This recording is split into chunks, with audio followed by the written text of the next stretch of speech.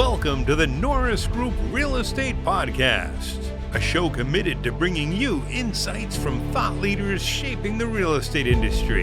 In each episode, we'll dive into conversations with industry experts and local insiders, all aimed at helping you thrive in an ever-changing real estate market, continuing the legacy that Bruce Norris created, sharing valuable knowledge, and empowering you on your real estate journey. Whether you're a seasoned pro or a newcomer, this is your go-to source for insider tips, market trends, and success strategies. Here's your host, Craig Evans. Hey, welcome back to the Norris Group Real Estate Podcast. Thanks for joining us again for part 2 of our interview with Andy Teasley, the Wizard of Wobbly Houses. So in 2017, Aaron and I had been friends for a long time, serving in the community, volunteering kind of everywhere. And in March of that year, he made me an offer. He's like, come on board. And I'm like, okay. I was just like having fun hanging out with Aaron. And, he told his dad, like, hey, we got to hire Joey. And, well, why? Well, we just got to hire him. Okay. Bruce took it at faith. And, from the beginning, Aaron said, just learn everything. He got me to study and take my NMLS class and my realtor. So I got both of those licenses. He says, you'll never use them, but we just want you to get familiar with the industry and start, going to places. So then he sends me to my first seminar, and it was a Fortune Builders, the free one, at the hotel where, Thad Merrill is attached. Welcome to the Norris Group Real Estate Podcast, a show committed to bringing you insights from thought leaders shaping the real estate industry. In each episode, we'll dive into conversations with industry experts and local insiders, all aimed at helping you thrive in an ever-changing real estate market, continuing the legacy that Bruce Norris created, sharing valuable knowledge, and empowering you on your real estate journey. Whether you're a seasoned pro or a newcomer, this is your go-to source for insider tips, market trends, and success strategies. Here's your host, Craig Evans. Hey, welcome back to the Norris Group Real Estate Podcast. Thanks for joining us again for part 2 of our interview with Andy Teasley, the Wizard of Wobbly Houses. So in 2017, Aaron and I had been friends for a long time, serving in the community, volunteering kind of everywhere. And in March of that year, he made me an offer. He's like, come on board. And I'm like, okay. I was just like having fun hanging out with Aaron. And, he told his dad, like, hey, we got to hire Joey. And, well, why? Well, we just got to hire him. Okay. Bruce took it at faith. And, from the beginning, Aaron said, just learn everything. He got me to study and take my NMLS class and my realtor. So I got both of those licenses. He says, you'll never use them, but we just want you to get familiar with the industry and start, going to places. So then he sends me to my first seminar, and it was a Fortune Builders, the free one, at the hotel where, Thad Merrill is attached to this, and, he's on HGTV. So I went. He's like, don't sign up for anything. Just go experience it.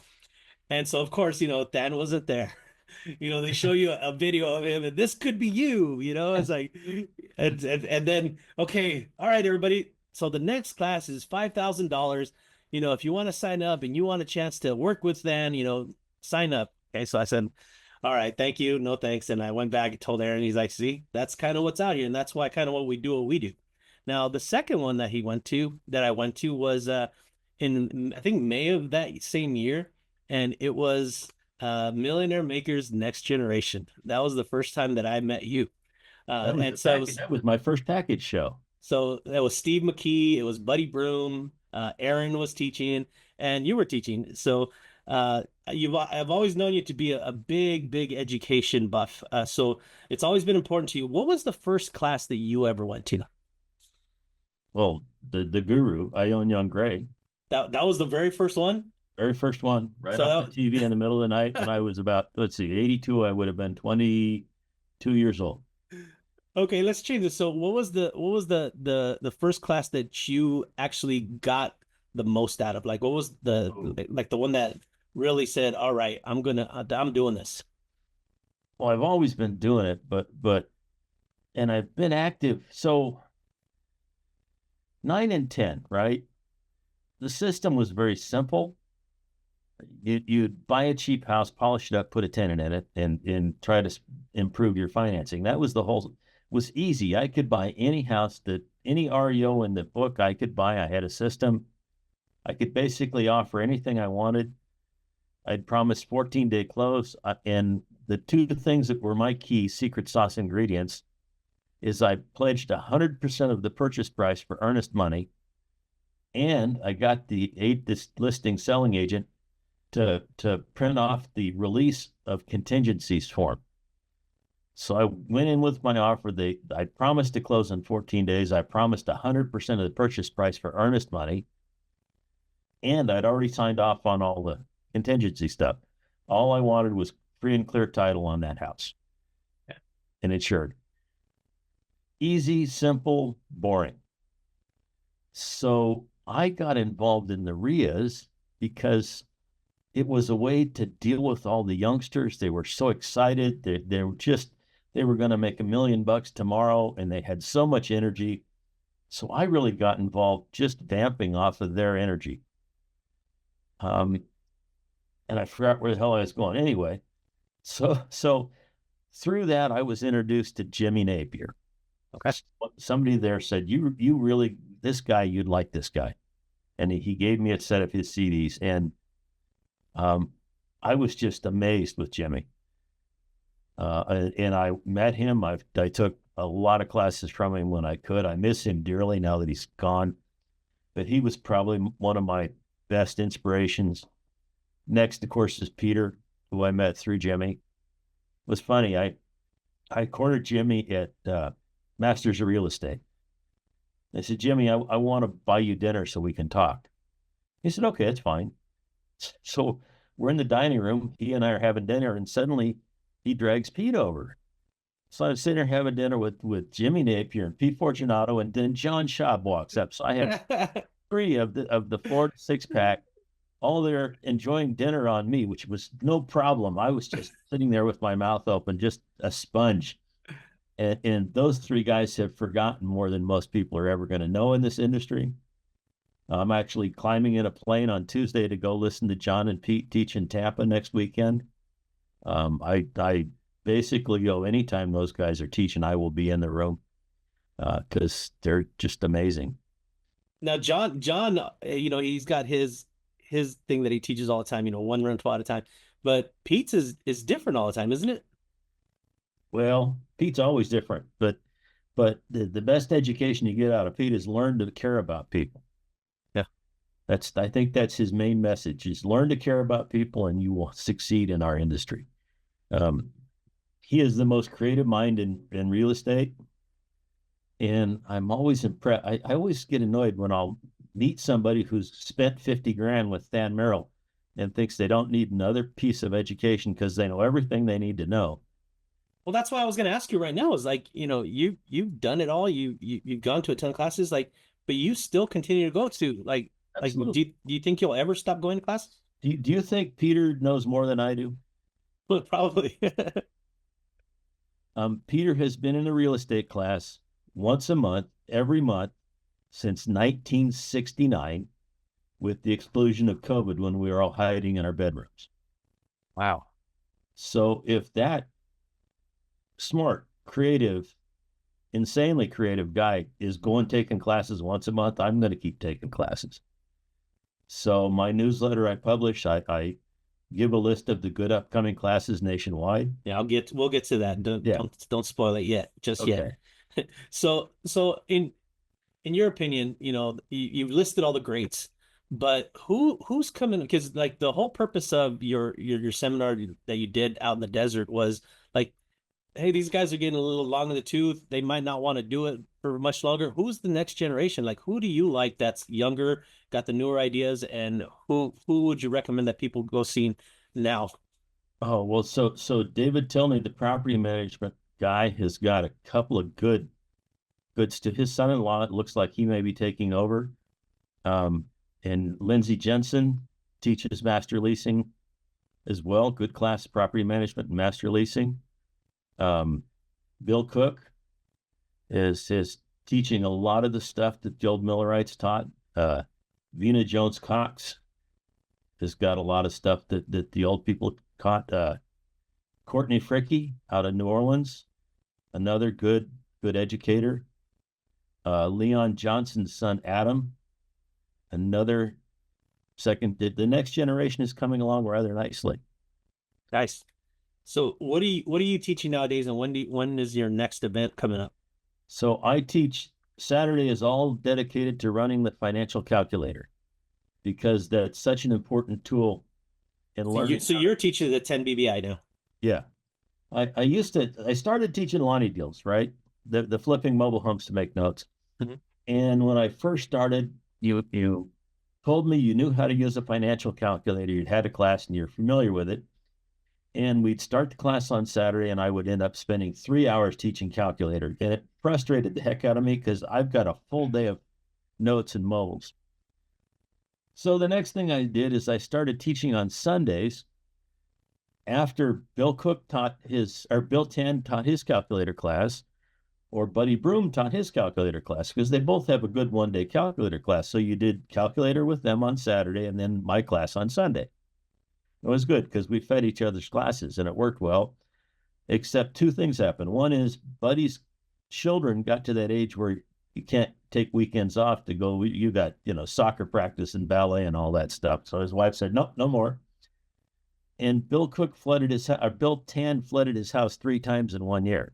Oh, so neither one, they just both quit teaching because reality hit. So I talked to Bill and I got permission to knock off his class.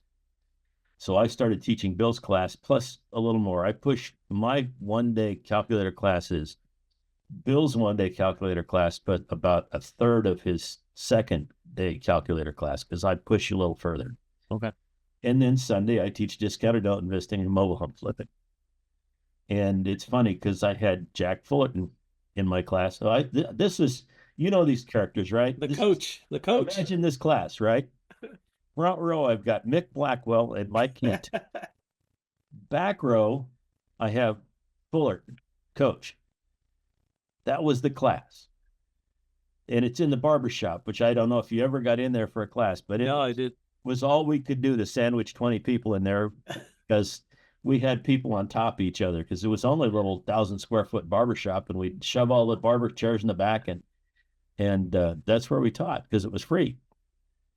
So that was a great class, and those guys, and we went out to dinner afterwards, and Jack said, I don't know why you call this a mobile home class. It's not. It's a financial literacy class. You spend a weekend with you, and you have everything. It's just so much financial literacy just built into the class, and it really is.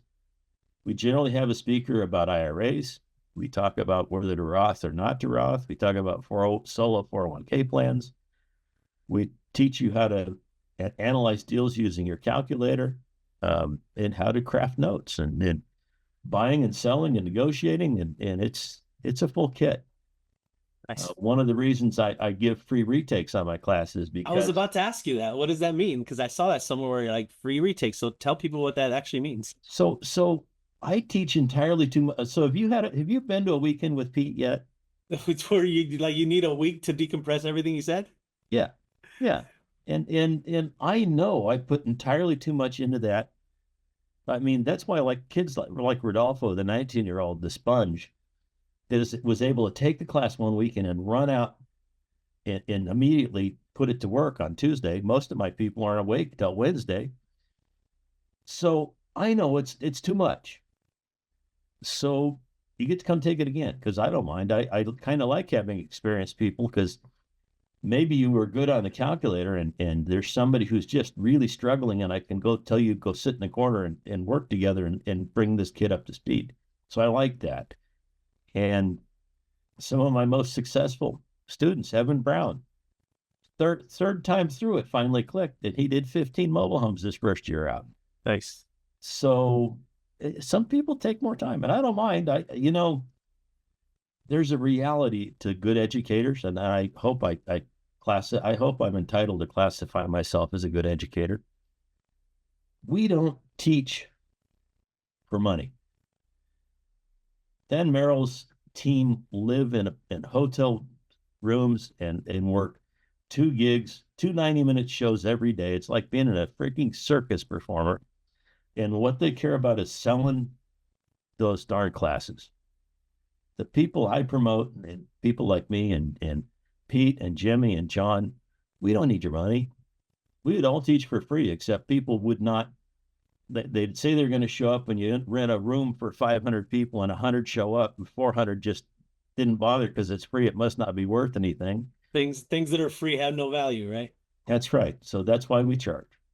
And if you didn't get it the first time through, come take it again. Well, that's the difference between being in the seminar business or being in the real estate teaching business. Yeah. Well, I don't call it a business. It's just a hobby. Yeah. Lord knows I can make twice as much as I make doing a class a month just by flipping one extra mobile home, you know? Yep. If I get full price on every seat in the room and there's 20 seats in there, that's $10,000. That's a really easy, 2-week profit on a mobile home flip. I'm sure you've heard Bruce talk about, that first seminar he went to with Jim Rohn, and the first note that he wrote that he still has is, "This guy doesn't need our money." Yeah. Yeah. And, you look at John Schaub in his private airplanes and his Bonanza just flying everywhere. And Peter Fortunato, who just is an amazing performing person. They don't need our money. Their tenants pay their bills. I have 32 families that work 10 hours a week to pay my bills. Yeah. I don't have to get out of bed. The only problem with that is my wife knows that. So when I start whining about life is hard, she says, "Oh, shut up. You don't have to get out of bed if you don't want." So Andy, let's say we're at the fire center and I'm brand new. I've been dreaming about being a real estate investor, and this is the first meeting I'm attending, and I've never done a single deal. What would your advice be to me? Are you under 30? I am. Let's say I'm under 30. You and I are going to have this conversation. I have a math question for you. $500 a month, invested. You got 50 years to go, right? Oh, I've got 50 years to go. Sure. $500 a month, invested at 15% for the next 50 years. What's that grow up to? And they take out their 6-function calculator and count their toes, and they can't figure it out. They'll come up with something like $750,000. And I say, well, wait a minute. You invested $300,000 over 50 years. It's going to be substantially more than $750,000. So guess again. And we'll let them struggle with it, and then we'll take out the HP and we'll drag it out. We will show them that it's $69 million that you can make. That's $17.67 a day for 50 years, invested at 15%. Then the next question I'll ask them is, what happens if you wait 1 year to start? So we'll do 49 years, and you find out that $69 million only grows to $59 million. And it cost them $10,000 to not fully fund that Roth IRA and invest it well. So people forget is the power of compounding, right? Absolutely. And then, of course, the next conversation is, you can't make 15%. And I'll say, Arizona, buy tax lien certificates, they pay 16, 18 in Florida, and 24 in Texas. I mean, it's easy to make 15%, especially when you're young. When you're my age, tax lien certificates are just too exciting because you never know when that stupid check is going to come from the county and you got to go put that money back to work, But when you're 20, you just dump it back in the IRA and go buy another one. So that's typically where we start. And then we'll get them to get a copy of Quincy's book on the self-directed IRAs. Or if there's someone that needs to have more money in now, if they're a little older, we get them a copy of Dykes' book, The Solo 401k Plan. And it's amazing how many books I sell sitting in the back of the real estate room. Right. None of them get me a commission, but that's okay. You got to get you one of those affiliate links on Amazon. So before we go, Andy, I want to talk about a couple of things. Now, I know that you work with Rich a lot, and you're actually running the SoCal Exchangers. Can you tell people what that club is? So there are two different types of exchange meetings. Well, let's take a big step back. Before Starker, real estate exchanging, to do a 1031, you had to find a replacement property. So before Starker, you would have 200 people, agents and principals, in a hotel ballroom every week, trying to structure deals so their clients could get rid of something they didn't want to get something they liked better. Trade my boat for a motorcycle, something like that, Well, right? that's personal property. This was real estate. Trade my mobile home park for your triple net drugstore. Okay, there you go. So, and that's the way it was. And then Starker sued, and the 1031 changed to sell my property, let someone else hold a bag of cash, and I'll go shop. So exchange meetings had decayed quite a bit, and I was really active. Starting in about 97, I was working in the personal property exchange world, which is very much visual. It's a whiteboard kind of meeting where you're presenting stuff on a board, and there's something, and you offer on things, and you get to the end. So I was active in the Orange Coast Exchangers down in where the Swallows come back to, San Juan Capistrano, yep. So I was very active there once a month, but it was really a merchandise meeting. My client has this and he wants $1 million. Okay, that's great. Nobody structures deals. So a friend of mine named Greg and I really wanted to have a more deal-driven board like they run in St. Petersburg. So we kept whining about it and talking about it. And finally, I convinced Rich that the Riverside Club should sponsor. So we did twice a month an exchange meeting that was really a whiteboard meeting, which basically is a big whiteboard with yellow sticky notes on it. And we've just grown that. And we figured out that every other week was not as good as every week. And so now it's every week. It's at 2:00 in the afternoon on Wednesdays. It is a combo meeting with both in-person and Zoom in the meeting, because the facility there at the fire center is so nice and we have such great control. We keep the room quiet. So the Zoom experience is very good. Where the meeting I was in this morning in St. Petersburg is held in a Denny's. So you have to deal with rattling plates, and the shake machine is right on the other side of the room. So the Zoom experience is very limited there. Okay. So we built it, and it's I think it's perfect, but then I'm prejudiced because, I run it. So every Wednesday we jump right on the board at 2:00. We start putting real estate on that board. And our format is we'll put 3 pieces of real estate up. And if anybody wants to make an offer anywhere in that time, they can. Then we put 3 pieces of money up. And anybody who wants money can make an offer at any time they want. Then we put 3 notes up. That's existing notes that somebody might want to trade for something else, or to be created notes, which is I want to borrow on this asset. And then we get to stuff, which is always fun because you never know what the heck's going to be on stuff. We've had boats, and I've sold multiple cars in that room. Had a popcorn machine once. We've had everything on there. So, and right about 15 minutes in, we do our disclaimers, which basically tells you wear your big boy pants. So what you decide is not our fault. Yeah. We point out multiple times in the meeting that all offers are subject to due diligence. It's sticky notes on a whiteboard. It's not a binding contract. So if you trade for a mansion, you need to go make sure that it's got the same number of square footage you thought. And it's not like that house that Bruce talks about that looked great in the picture, but everything from the front fascia back was burnt to the ground. Yeah. So we tell everybody in the exchange meetings, it's wonderful because you have the ability to make offers, knowing that if you're made an offer and you go find out that the person that was presenting was not being just and fair in what he presented, you can say, no, we're not going to close. And that's fine. Everybody understands that's the way it works. Okay. So we do a ton of business. We generally get between 5 and 15 commitments to do deals in every Wednesday. Wow. Yeah. That's caliente. That's hot. It's a huge volume of business. And yes. All right. So the last thing I'll talk about is, what is the weekly what if?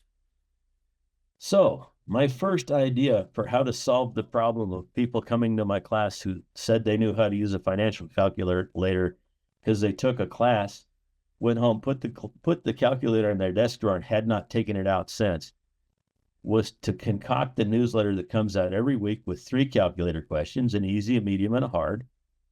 The answer to the prior week's 3 calculator questions. And then on top of that, I added upcoming vetted education, which are classes that are from non-gurus, educators that don't need your money. And then I added at one point, I started adding all the good exchange meetings I attend nationwide, because I typically do 8 hours of exchange meetings every week. Oh, wow. 2 hours on Wednesday, 2 hours on Thursday, and 4 hours on Friday, because I go to the Ohio meeting and I go to the Utah meeting. They follow one after the other.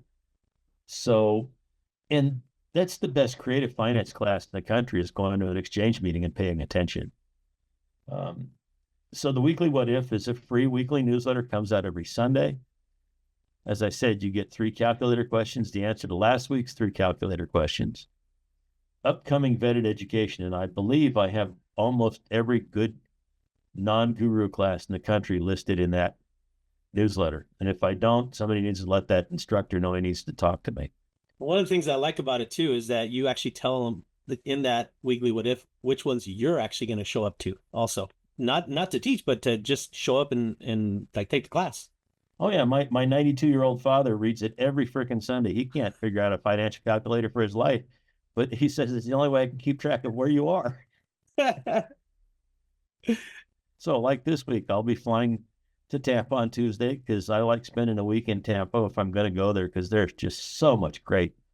They have just a ton of REIAs and events there.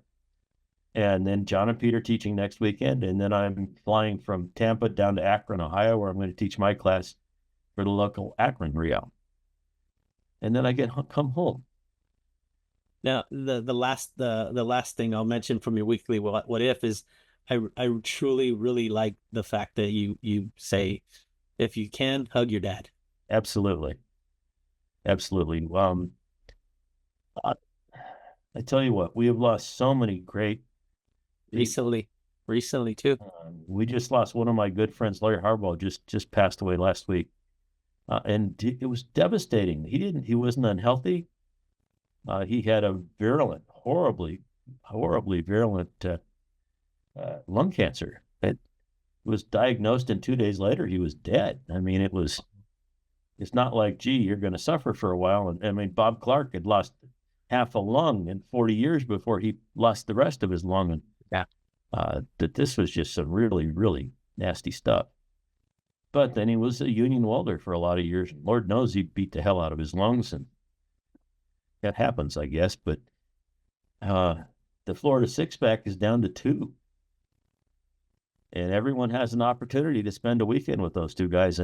And quite frankly, they're a great tag team, because Pete's overwhelming and John is pretty basic, and let your mind go. But we lost Dykes last year. Yeah, you go to the list of the Roni Award winners, and it's like, man. I think Pete's the only one left, isn't he?